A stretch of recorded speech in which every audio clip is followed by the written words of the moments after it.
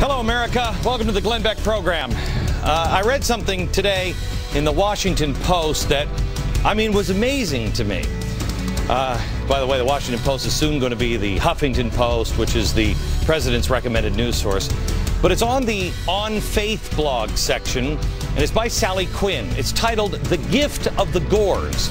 It's a celebration of Alan Tipper Gore's divorce because they handled the decision with dignity and grace. They did, and I don't wish them ill. But the blog goes on to some disturbing places. Hey, it's 2010. We need to talk about changing the nature of marriage. We should respect and, quoting, rejoice the divorce decision of Al and Tipper Gore. This is in the faith section of the Washington Post. Look, I'm an imperfect guy. I got a divorce from my first wife. I'm not one to cast stones on this at all. But holy cow, can we at least try to strive for something better in this country? Can we at least say that is a real tragedy and we should try to reach a higher height? We're going to look at this at a future show because it is time to look at the loss of God and heroes in our life. It is time to strip the mask back and see what's really behind and what the future holds if we stay on this course. Attacking religion and family, all of our values, is just one way today's revolutionaries are trying to achieve their end game. But what is that end game?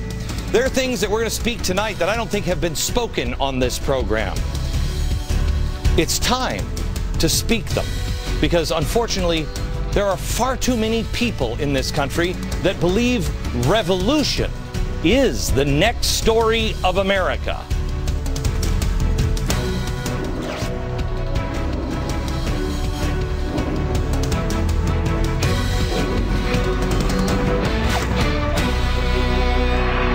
Hello, America.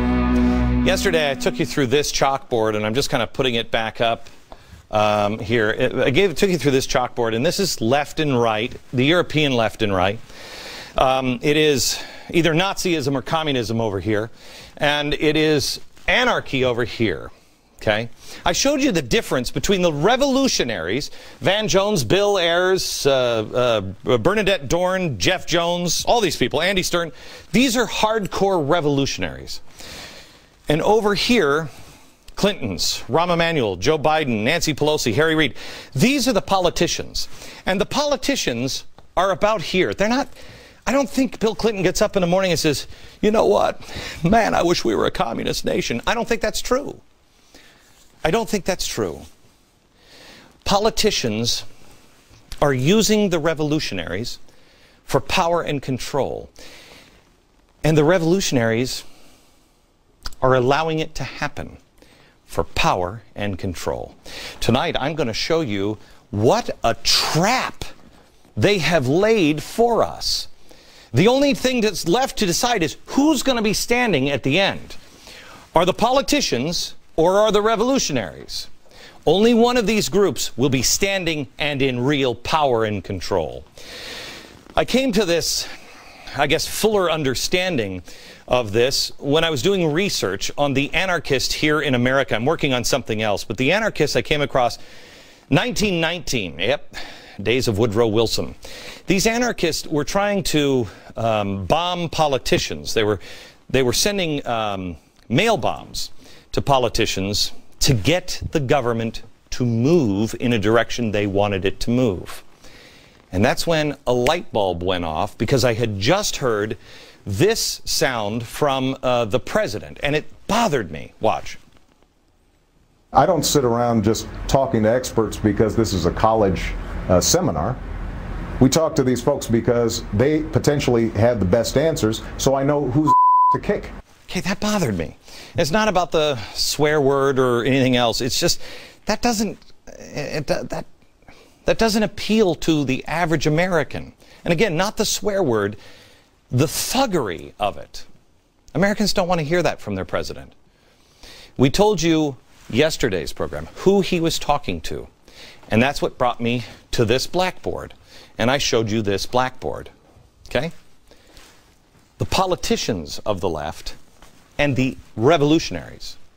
What they've done is they knitted these two groups together, and they're both using each other. I talked to Bill O'Reilly because Bill and I are going out and doing our Bold Fresh tour next week, I think in St. Louis and Columbus, Ohio. And Bill and I disagree. We disagree on an awful lot. And it's amazing because I think he learns something when he goes out on the road. He learns something from you. We disagree mainly on people like Van Jones. He doesn't think that the man is dangerous because he thinks he's powerless. I hope Bill O'Reilly is right on that. I really do. I don't think he is. Let me ask you this.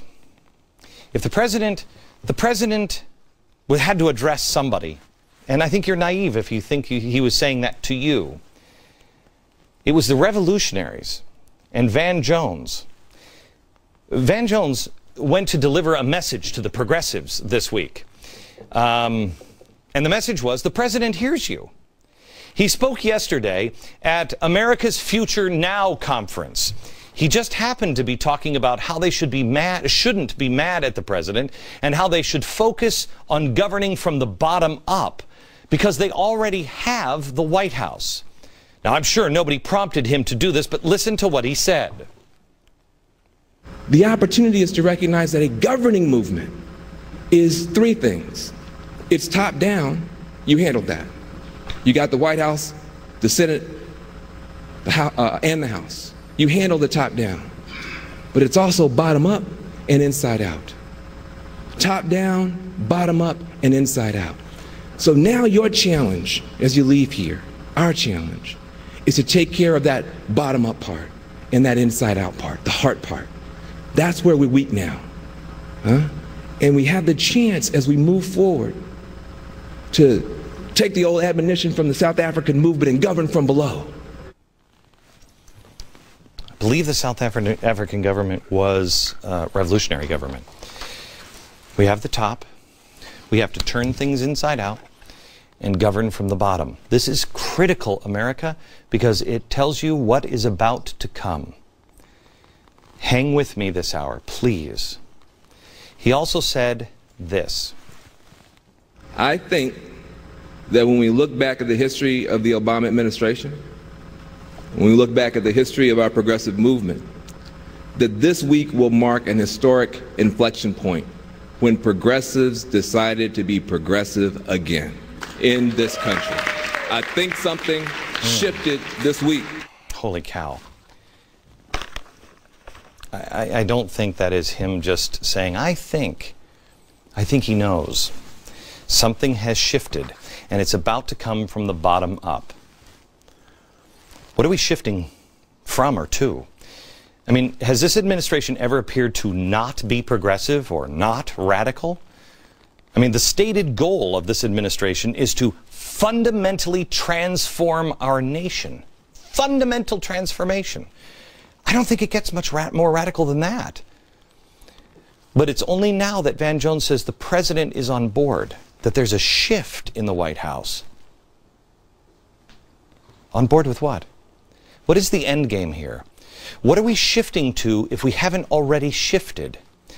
Again, we go back to the black flag anarchists. Remember the difference here, okay? Remember who these people are. Here's the interesting thing. Look at this amazing game that they have set up. You have the politicians over here.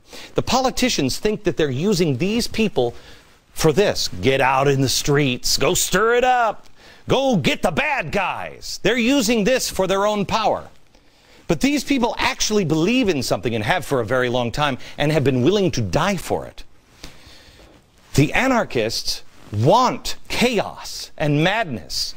They want it. They just knew that it didn't work. In the 1960s, it didn't work. You remember who we had in the 1960s? We had people like Bill Ayers. Andy Stern's part of this. We had these people in the 1960s. These were the revolutionaries. But today, these are the revolutionaries. The revolutionaries, they're trying to make you believe that these are the revolutionaries, the Tea Party members, when indeed, the man is not Nixon. No, no, no. This is just a normal guy just like you. He's just got power. He's the man. And he's just like you too. They're just normal. They're just normal. It's these people you need to be afraid of. Okay? Here's what they want to do. They couldn't get you to react. They couldn't get you to move. You need something else because these guys have pushed it as far as they can. It's something called the Overton window, actually. They can't go any farther. There needs to be something that freaks people out. They're saying, bottom up, get out into the streets. Get out in the streets.